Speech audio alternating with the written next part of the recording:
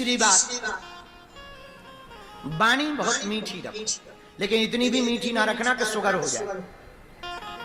हाँ, बीच बीच में पक्के भी बने रहो, कड़वे भी थोड़ा, कड़वे नहीं सत्यवादी, पर सत्यम ब्रूयात प्रियम ब्रूयात, सत्य बोलो पर प्रिय भी बोलो, सूत्र है ये, सत्यम ब्रूयात प्रियम ब्रूयात, सत्य भी बोलो प्रिय बोलो।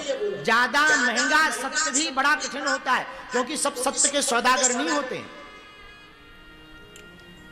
चौथी बात, भगवान के भरोसे रहो, और ऐसे वैसे नहीं, पूर्ण भरोसे रहो।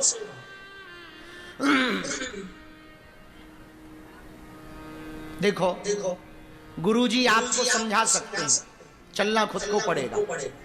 कथा सुनने भर से फल नहीं होगा। कथा को जब तक आप जीवन में आत्मसात नहीं करोगे। एक गुरुजी के दो चेला थे, दोनों चेलाओं को गुरुजी को जाना था तीर्थ स्थल, तो एक एक गेहूं की पोटली दे दी गुरुजी ने।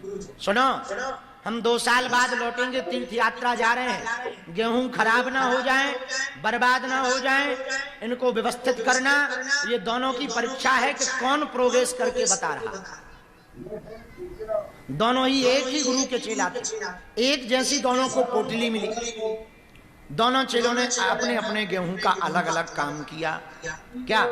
पहले चेला ने गेहूं की पोटली ली, एक डब्बा बनाया, रोज पूजा करने लगा, रोज धूप में सेकने रखने लगा, रोज धुलने लगा, गेहूं खराब ना हो जाए, घुनना लग जाए, बर्बाद ना हो जाए।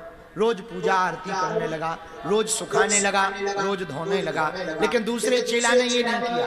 दूसरे चेला ने जैसे ही कार्तिक का महीना आया, छोटी सी खेती में बाड़ी लगाई, बाड़ी लगा करके बढ़िया से अपनी छोटी सी कुदाली से जोता, जोतने के बाद में गेहूं को बो दिया। वो बढ़िया मार्च के अप्रैल के महीना में लहलहाती हुई खेती बन करके गेहूं प्रकट हो गए। उसने बढ़िया काटा, थ्रेसर से निकाल कर इतने गेहूं हो गए। फिर उतने को फिर से दूसरे साल में बोया, कम से कम 1 क्विंटल गेहूं हो गए। गुरुजी जैसे ही वापस आए, गुरुजी ने कहा, हम तुम लोगों को गेहूं के दाने देकर गए थे, वो दाने लाओ, देखते हैं कौन कितना केयर कर पाया, सुरक्षित रख पाया। पहला चेला पोटली लेकर के आया तो गेहूं पतले पड़ गए थे, कुछ सूख गए थे, कुछ कमजोर पड़ गए थे, कुछ में कीड़ा लग गए थे। बोले गुरुजी इतने हमने बचा करके रखे हैं, 2 साल में एक भी गेहूं बर्बाद नहीं होने दिया। लेकिन दूसरे वाले से कहा, तुम्हारे गेहूं कहाँ है? वो सीधा बोरा उठा करके ले आया।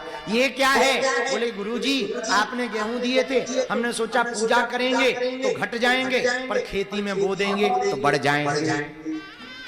On the Maha Ashtami Tithi of Navratri, worshipping Ma Baglamukhi and Ma Pratyangira can bring freedom from unseen obstacles and negative energies. हमारे पूज्य श्री सन्यासी बाबा, दादा गुरुजी की जब हम शरण में यहाँ रहते थे मंदिर में, तो दादाजी तो बड़े विरक्त फक्कड़ महात्मा थे, बड़े फक्कड़ थे, तपस्वी भी थे। हमारे दादाजी एक बात कहते थे, सुनो बेटा, बुंदेलखंड में बिटवा कहते हैं उसको, सुनो बिटवा, जीवन में चरे बेती रहना चाहिए, मतलब चलते रहना चाहिए।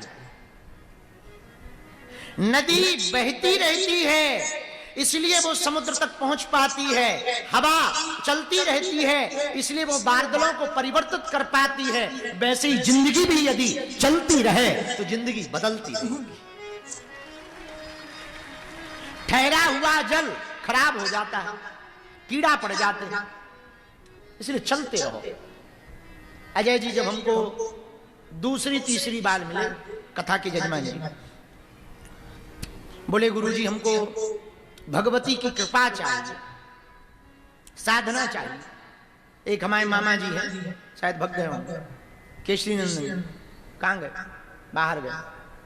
हमारे सगे तो नहीं है वो, पर सगे से बढ़ के हैं मामा जी। उनकी एक बात हमको बहुत अच्छी लगती। पंडित जी सुनो ध्यान से, तुम्हारे काम की बात। वो जब भी हमारे पास आते हैं तो हम बल्कि चतुरता से कहते हैं, व्यापार व्यापार सब ठीक है, आशीर्वाद है, खूब चले। वो हाथ जोड़ के पता है क्या कहते? वो तो सब ठीक है गुरुजी, आशीर्वाद दो कि और हमारा भजन बढ़ जाए। हाँ, एक ही बात वो हमेशा बोलते हैं, आशीर्वाद दो हमारा नाम जप और बढ़ जाए, हमारा भजन, हनुमान जी के हमको दर्शन हो जाए। कितनी अच्छी बात।